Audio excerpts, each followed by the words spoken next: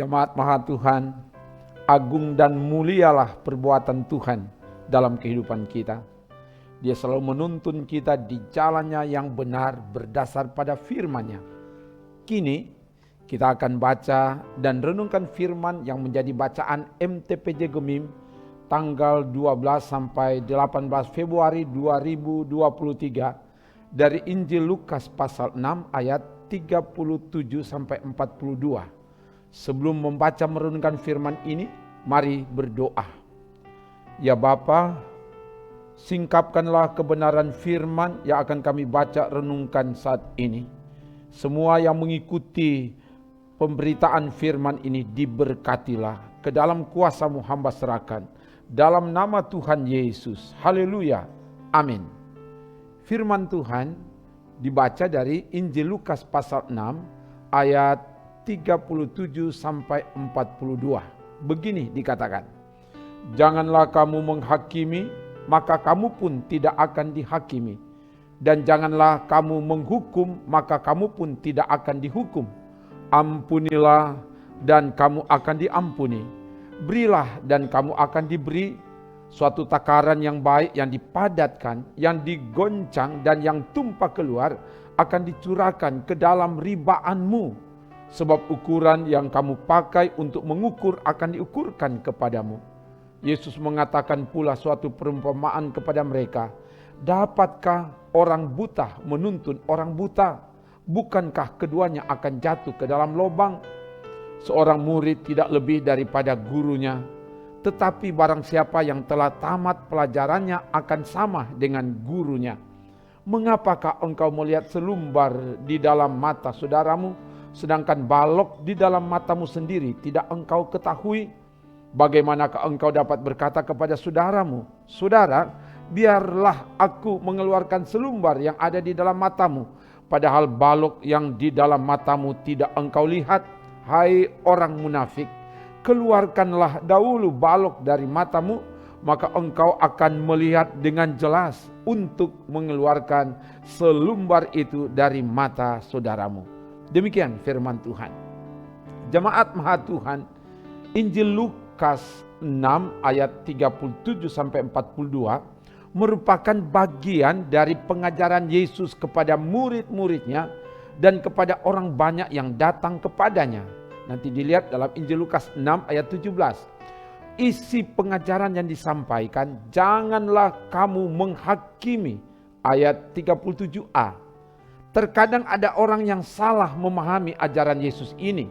Mereka beranggapan bahwa sebagai orang percaya kita tidak boleh menghakimi. Kalau menghakimi berarti melanggar ajaran Yesus. Karena itu kita harus tahu apa sebenarnya yang dimaksudkan oleh firman ini. Kata menghakimi berasal dari bahasa Yunani, krinete, dari kata krino yang berarti menilai, menganggap, menyatakan, menetapkan atau memutuskan sesuatu atau seseorang sebagai pihak yang salah.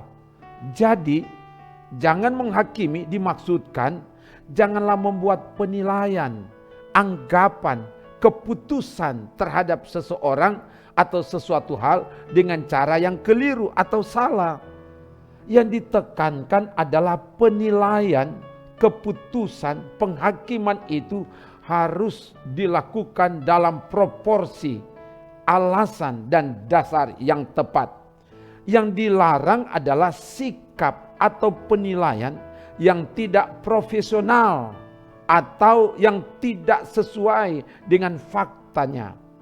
Yesus katakan dalam Yohanes 7 ayat 24, janganlah menghakimi menurut apa yang nampak, tetapi hakimilah dengan adil. Dengan demikian, Yesus membolehkan kita untuk menghakimi, tapi harus dilakukan dengan adil.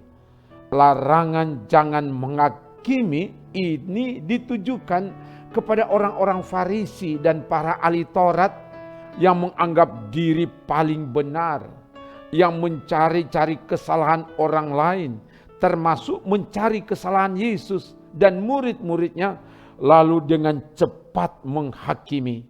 Lihat Lukas 6 ayat 1 sampai 11. Padahal orang-orang Farisi dan ahli Taurat melakukan ketidakadilan.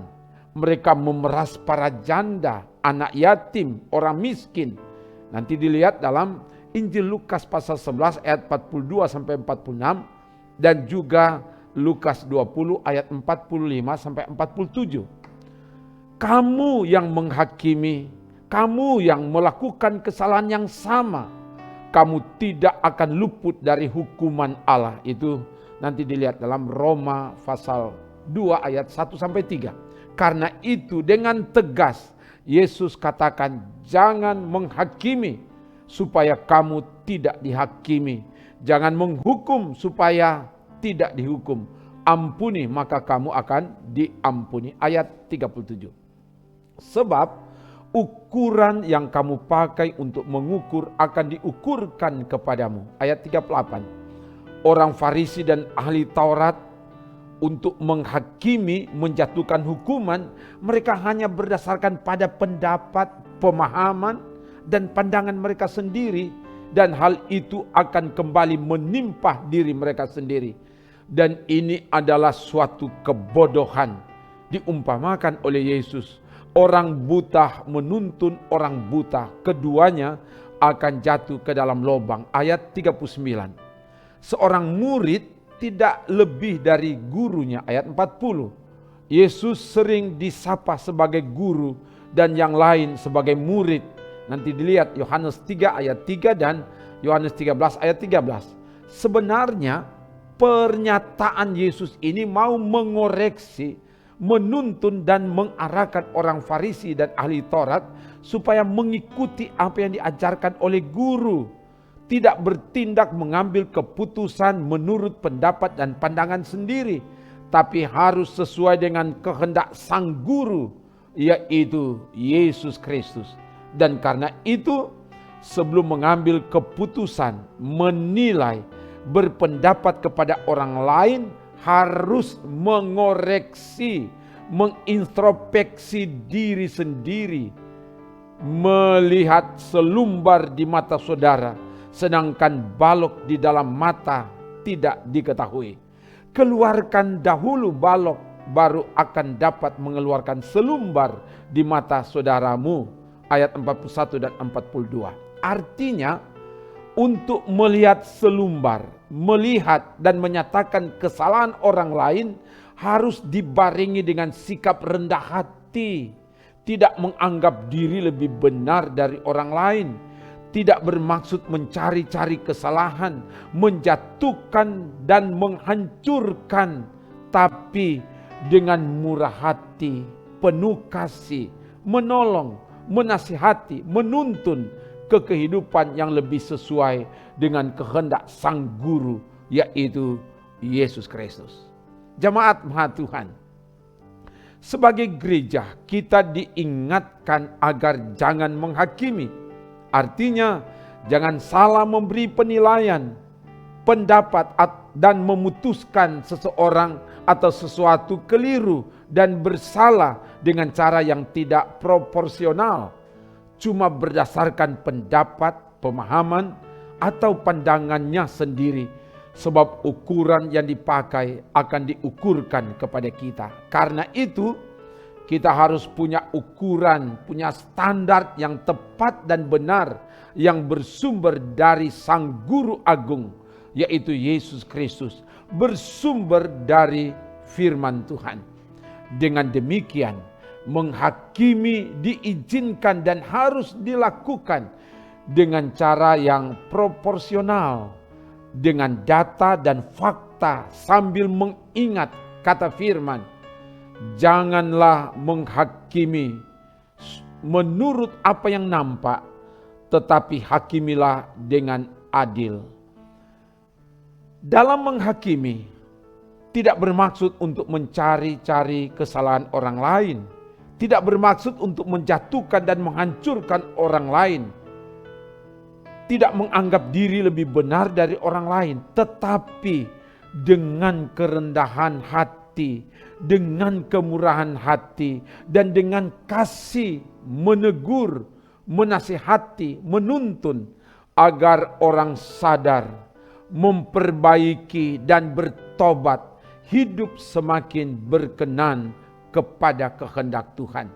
Dengan semangat kasih seperti itulah kita rayakan Valentine Day, hari kasih sayang, tepatnya yang akan dirayakan di sepanjang minggu ini pada tanggal 14 Februari nanti.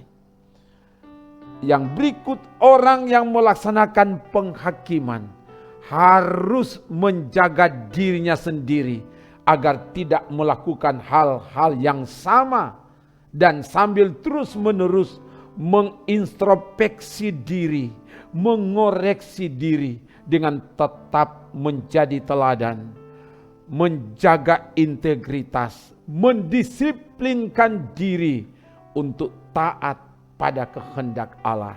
Haleluya. Amin. Mari berdoa.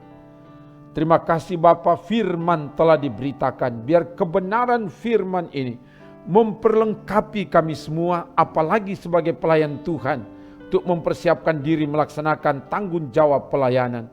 Dan semua yang mengikuti pelayanan firman ini, diberkatilah mereka. Terpuji namamu Bapa, dalam nama Tuhan Yesus. Haleluya. Amin. Demikian pelayanan firman dan doa. Tuhan menjaga, menolong, memberkati dan menyelamatkan saudara kini dan seterusnya. Amin. Trims.